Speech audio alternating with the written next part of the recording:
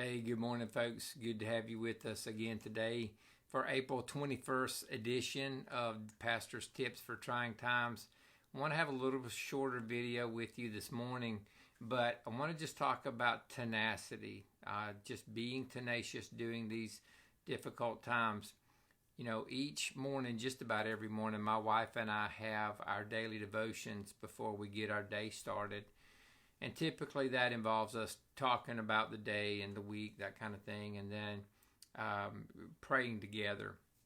And one of the things that we have found, as well as I think most people who have their daily devotions, is that you have a tendency to start saying the same things over and over. You discuss the same issues. You start running out of things to say. And maybe you found that to be part even of your prayer life, and so you start feeling like you're losing the sincerity, you're losing some depth, you're losing some things like that. And so the reality is that is a real problem because of human nature. We all like to think of ourselves as being faithful, and we want to be faithful, but one of the hardest parts about being faithful is just the constancy of things. When things don't change, you have this tendency to feel like you're just not feeling it. You're not enjoying it. You're not digging it. It's lost some of its sincerity. And so that can happen not just in our prayer life, in our reading life, or even in our spiritual lives. It can happen in the application of situations like this. So over the last few weeks, we've gone over a variety of things that hopefully you've put some of it into practice. But we've been going down this road for quite a few weeks now. And so the tendency is for us to lose our zeal in it, our passion for it. We start thinking, hey, this is getting kind of old. So this morning, I want to encourage you to be tenacious.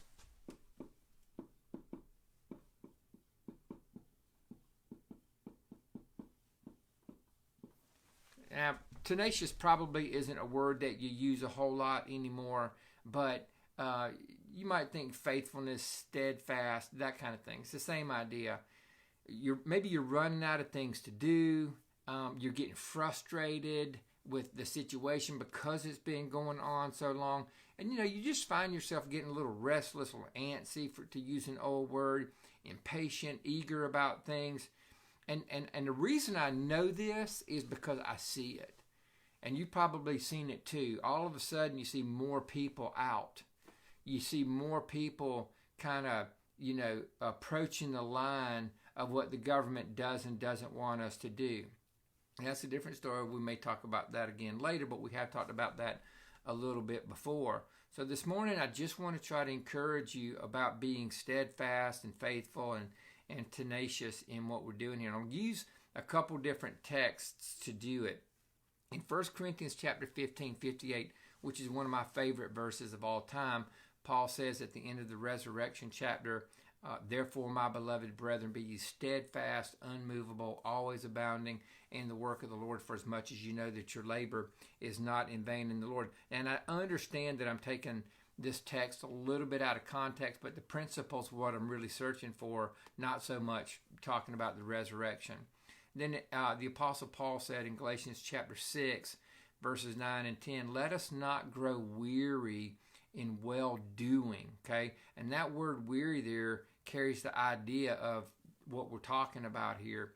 But he goes on to say, for in due season we'll reap if we don't faint. So then, as we have opportunity, and maybe this is a lot of opportunity for us, let us do good to everyone, and especially those of the household of faith. And I honestly believe that the Bible teaches us to do and to give to our local assembly, our church body first, and then we go outside of our Jerusalem, if you will. That's another story for another time. But I do want to encourage you to do it. Let me just give you a couple thoughts. Number one, suggestion number one,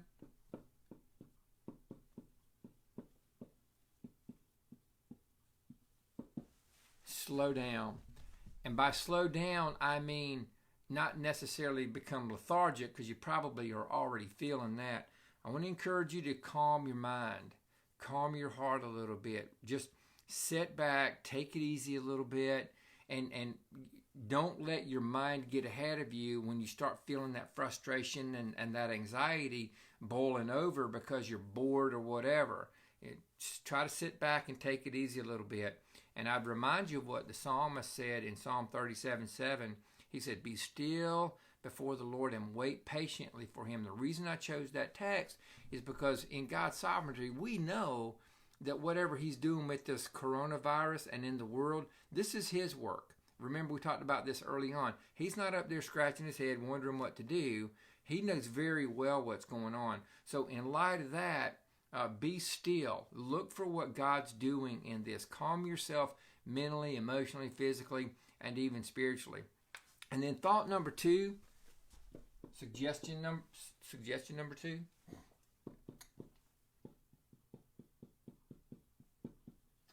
Review or remember.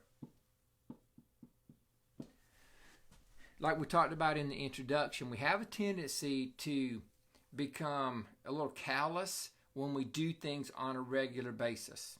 You know, again, those morning devotions, even in our prayer life, even in our doing spiritual work, we have a tendency to become rote and mundane, even in the things that are so very important to us. And I'll give you an example. Here at Hunters Creek, we take Lord's Supper once a month.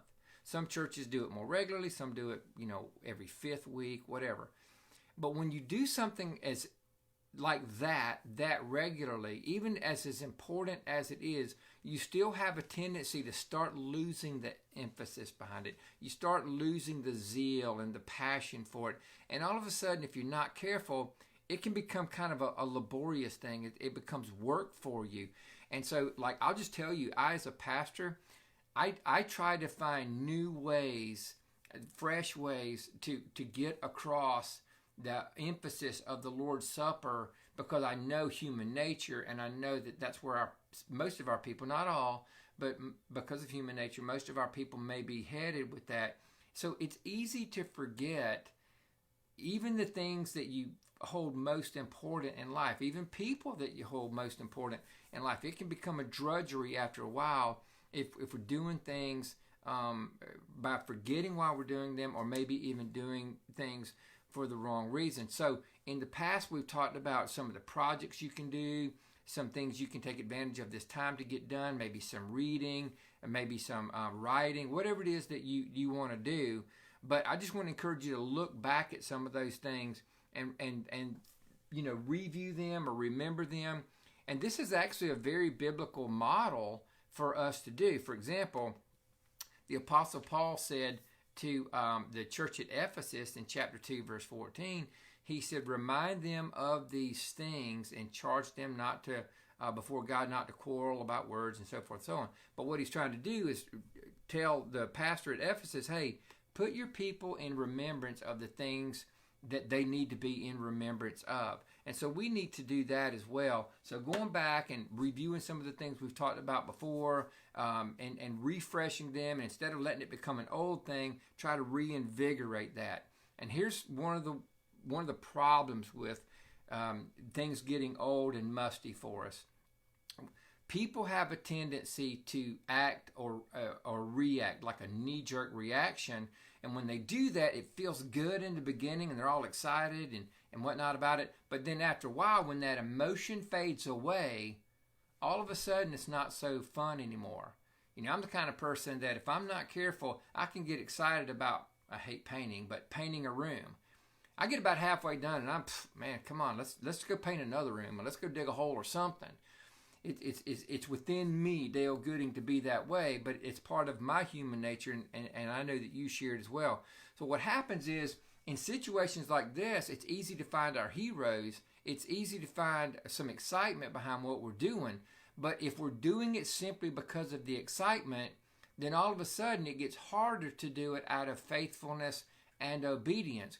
And so, therefore, you have, like 1 Peter and Paul to Ephesus, Paul to Titus, Timothy, to remind people to go back and do things because they're the right thing to do, even when you don't necessarily feel like doing it.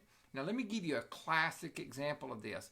You may remember in the Revelation chapter 2, verses 2 and 3, John writes these letters to the 7 churches, okay? And in chapter 2, verse 2, to the church at Ephesus, John says, or God says, and John writes, I know your works. So God knows what they're doing. Their works are good. Your toil and your patient endurance. So he understands that. But at some point, they started losing their zeal, like we do. So then in verse 4, he says, repent and do the first works, because they had lost their first love. And you know how it is at love when you're young and this person is aesthetically pleasing and they're cool and whatever, and you just love this person. And then you get married to them, and then you have to start cleaning their clothes, and you start having to serve them in a variety of ways, and kids come. Next thing you know, this lover became a business partner, and you're not enjoying it as much, but you still have to be faithful. So it is for us. We don't serve, we don't minister because it feels good, which it can. I have noticed already that people are tending to slack off in their works, in their giving, in their passion, and their zeal, not just in the spiritual side of things, but even on a secular side of things.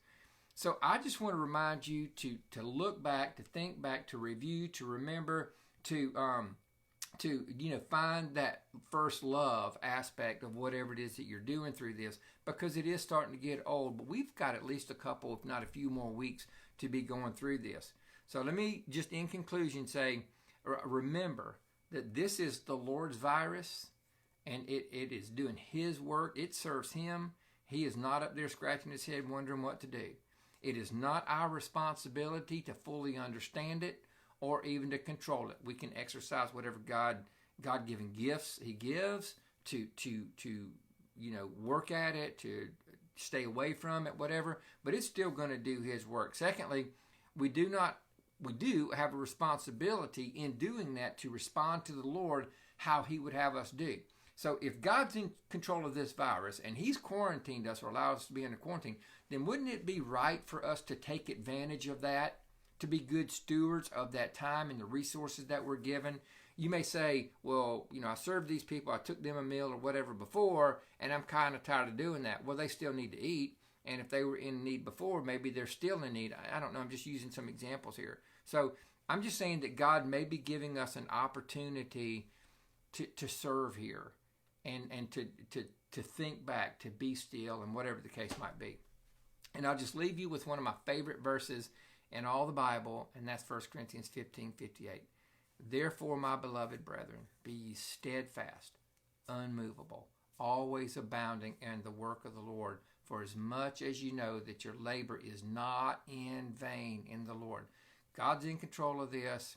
Let Him do His perfect work, but in the meantime, take advantage of the opportunity and opportunities that you have, and try not to let them get old in doing so, okay? Let's be faithful, steadfast, and tenacious. God bless you, Lord willing. See you Thursday. Bye-bye.